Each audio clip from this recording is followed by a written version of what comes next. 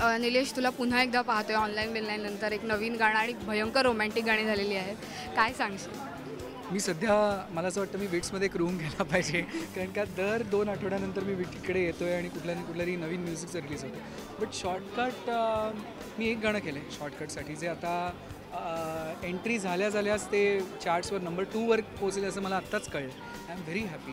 गाण्याचं नाव आहे मखमली आणि अर्थात नावावरूनच कळतं की it's gonna be a love song. But it's not just a love song, म्हणजे जस्ट अनदर लव्ह सॉन्ग आपण म्हणतो तसं नाही आहे. थोडं वेगळं आहे गाणं यावेळेस आणि तुम्हाला गाणं ऐकल्यावर मी केलं असं वाटणार नाही. थोडं एक सरप्राईज एलिमेंट आहे गाणं. नक्कीच प्रेमात पडल्यावर गाणं चांगलं सुचतं असं होतं का काही? मी प्रेमात नव्हतो तेव्हा मी चांगली गाणं करत होतो असं काय.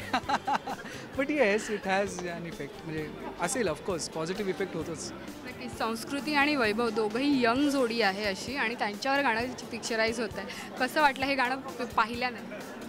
मस्त. फुलवानी खूप सुंदर कोरिओग्राफ केले आणि दोघं इतके छान आणि फ्रेश दिसले. आणि या गाण्यासाठी स्पेशली वैभवसाठी I was searching for a voice. म्हणजे मला जेव्हा वैभवसाठी गाणं करायचं कळलं तेव्हा मी जरा रिसर्च करत होतो की जरा वेगळा स्टँड आऊट होणारे आवाज पाहिजे. आणि कौशिक देशपांडे ज्यांनी हे गाणं गायलं आहे, तर बऱ्याच लोकांनी त्याला टी व्हीवर सिंगर म्हणून ऐकलं होतं, बट मी ऐकलं नव्हतं आणि तो माझ्याकडे प्रोग्रामिंग करायला हवं. आणि मी त्याला म्हटलं मला तुझे काही ट्रॅक्स ऐकव, तुझे काही प्रोग्रामिंग केलं असेल. तो ऐकवत होता आणि त्याच्यात एक आवाज होता. म्हटलं हे कोण गायलं रे, हा खूप छान आवाज आहे. तर त्याने एवढंच मान खाली घेतली, मला माझा आवाज आहे. अरे काय सांगतोस तू, असं गातोस?